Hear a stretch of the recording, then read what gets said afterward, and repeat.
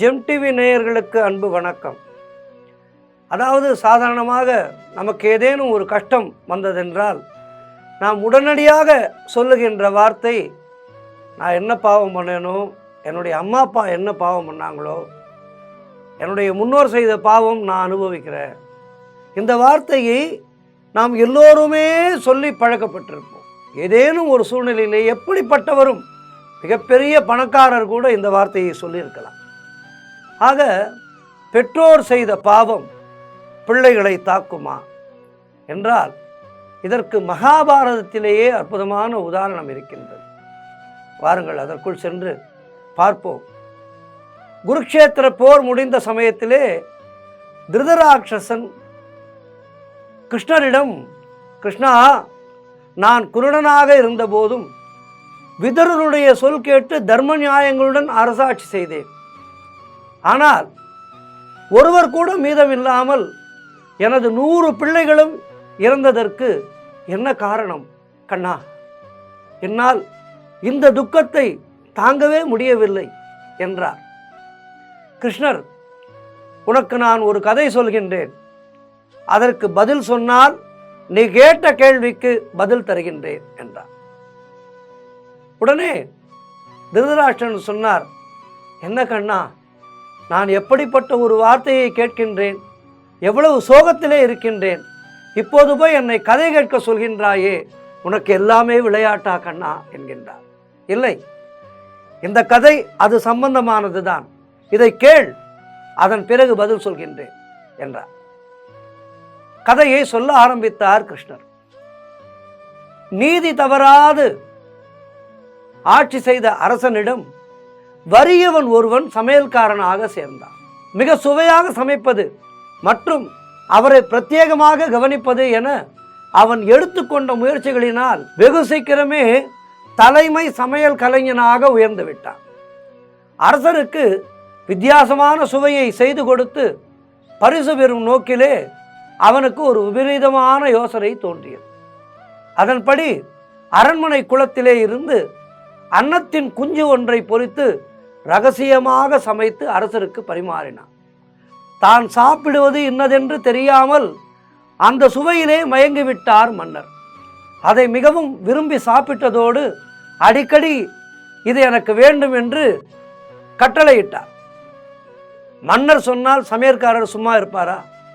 அதோடு அந்த சமையல்காரருக்கு பெரிய பரிசுகளும் கொடுத்தார்.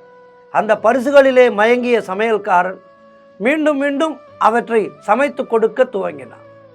அரசன் சமையல் கலைஞன் இருவரிலே அதிகம் தவறித்தவர் யார் என்றார் பகவான் கிருஷ்ணர். வசிஷ்டருடைய சமையல்காரன் தான் அறியாமலேயே புலால் கலந்த உணவை அவருக்கு வைத்து விட்டார். ஆயினும் அதை வசிஷ்டர் கண்டுபிடித்து அவனுக்கு சாபமிட்டார்.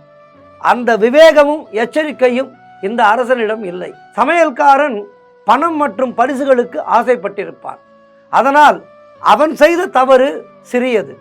ஆனால் பல நாட்கள் அசைவம் உண்டும் அதை கண்டுபிடிக்காத அரசன்தான் அதிக தவறளித்தவன் என்றார் திருதராஷ்டிரன். புன்னகைத்தான் கண்ணன். திருதராஷ்டிரா, நீயும் ஓர் அரசனாக இருந்தும் நியாயம் தவறாது மன்னன் செய்ததே தவறு என கூறினாய். அத்தகைய நீதிதான் பீஷ்மர், துரோணர் போன்ற சான்றோர் சபையில் உன்னை அமர்த்தியது. நல்ல மனைவி, 100 குழந்தைகள் என நல்வாழ்க்கையை தந்தது. ஆனால் நான் சொன்ன கதை உன்னை பற்றியதுதான்.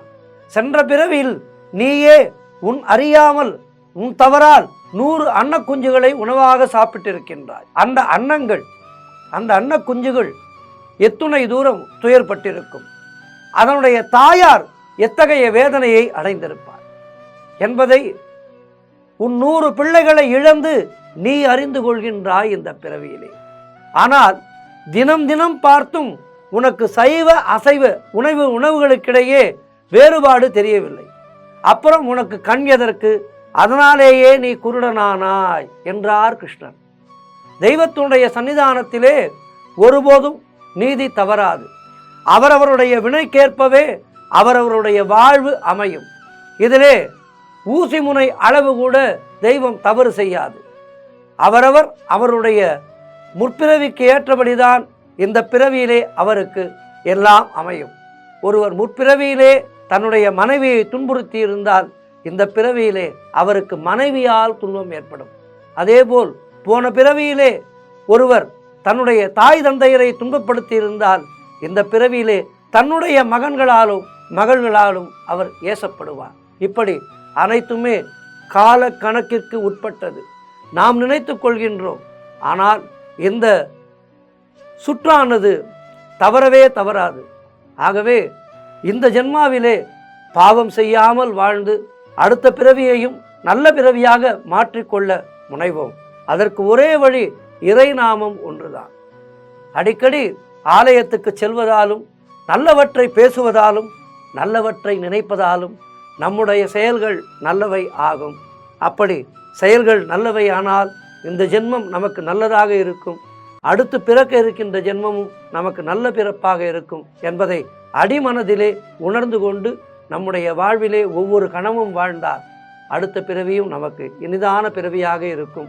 இப்பிறவியிலும் நமக்கு ஏற்பட்டிருக்கின்ற பாவங்கள் கொஞ்சம் கொஞ்சமாக குறையும். மீண்டும் நாளை சந்திக்கின்றேன்.